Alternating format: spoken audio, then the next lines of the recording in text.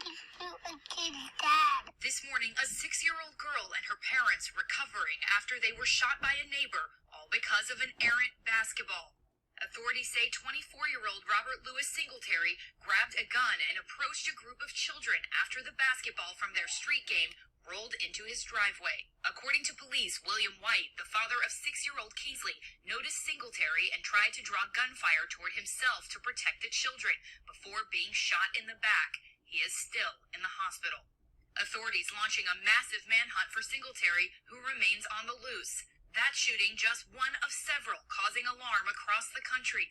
20-year-old Kaylin Gillis was shot and killed in upstate New York when the car she was in pulled into the wrong driveway.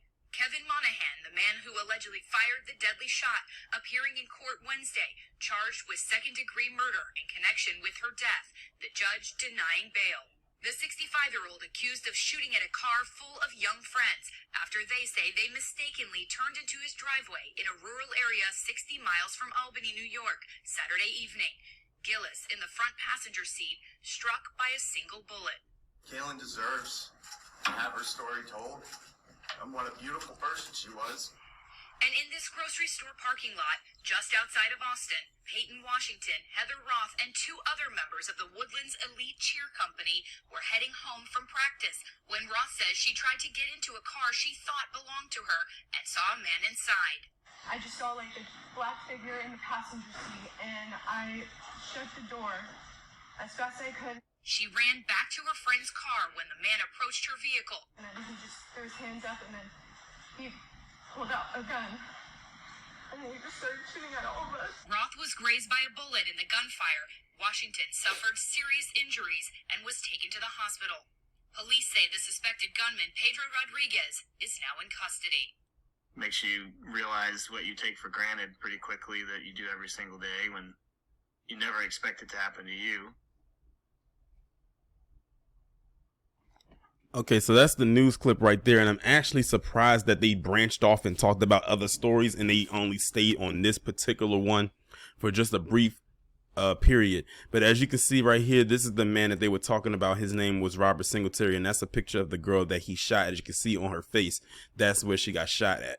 As you can see, it was just a graze. It wasn't nothing where the bullet went into her face, you know, fortunately for her. But they said her dad was shot in the back and he's still in the hospital. But I thought was even more interesting is that they did not bring up Ralph Yarl. And Ralph Yarl happened a couple days before this happened. Now, what I thought initially when I first heard about the story was, oh, they're going to do this and throw this in there as interference for what happened to Ralph Yarl, especially since this actually happened very, not pretty much really soon after it. I think a day or two later. But when I looked online, especially like on Twitter, I didn't see this trending anywhere. And I wanted to wait a couple of days for a reason, and you're about to find out why in a second. But one of those reasons that I can say now is I want to see how the PC community was going to respond to this. Were they going to respond to this in the way black people responded to the Ralph Yarl situation? And sure enough, they really didn't respond in the way that I thought they would. I'm like, here you have a black man who shot a white girl and her dad for a basketball going into his yard, and he just got his gun and just went crazy with it. And then, of course, at the time of this, the audio that you heard, they hadn't have captured him.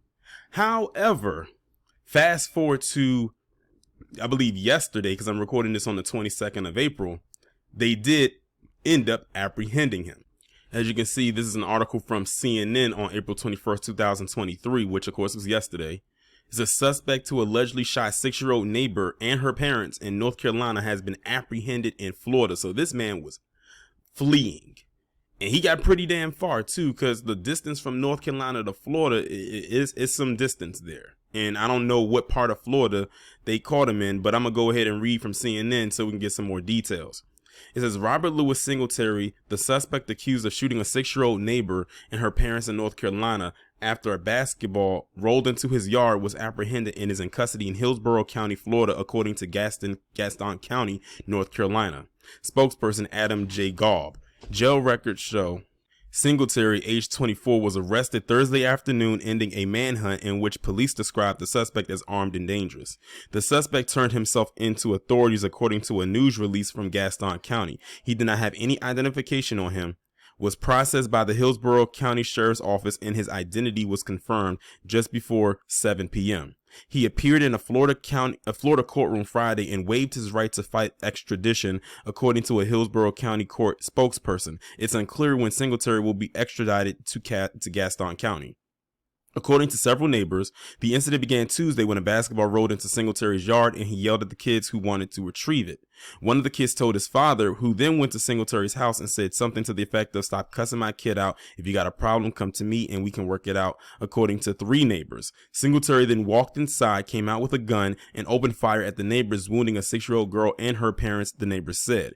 "We never expected anybody would break a gun out against all those kids," neighbor Jonathan Robertson told CNN affiliate WBTV. I mean, that was insane. The 6-year-old girl, Kinsley, says she was hit in the cheek and described to WBTV her understanding of what happened. She said, "I couldn't get inside, so he shot my daddy in the back." The girl's mother, Ashley Hildebrand, told CNN doctors removed bullet fragments from her daughter's cheek and noted that her own elbow was grazed by a bullet. She said they had nothing to do with the basketball game. The family was outside grilling and her daughter was riding her bike. Hildebrand learned of the suspect's arrest Thursday night when CNN contacted her for comment. She said via text she was glad and couldn't believe he made it all the way to Florida. My thoughts exactly. Police would not confirm what started the Tuesday night shooting in Gastonia, citing the investigation. And then it goes into some other cases that actually was kind of mentioned in the news piece that y'all heard before, but I'm not going to go into that because that's completely different shootings. So there you have it. Now, the only shocking thing about this is that he was taken in alive, because you know how it usually comes when it comes to us. But remember, he is the exception, not the rule. Now, something tells me if he was still there, if he didn't flee North Carolina, who knows what the outcome would have been for him. But the fact that he fled the state and they had to apprehend him in another state for a investigation in a state that he left from, that's probably why they took him in alive. That's just my assumption. I'm not saying that is the facts, but that's just what I'm guessing as to why they took him in alive.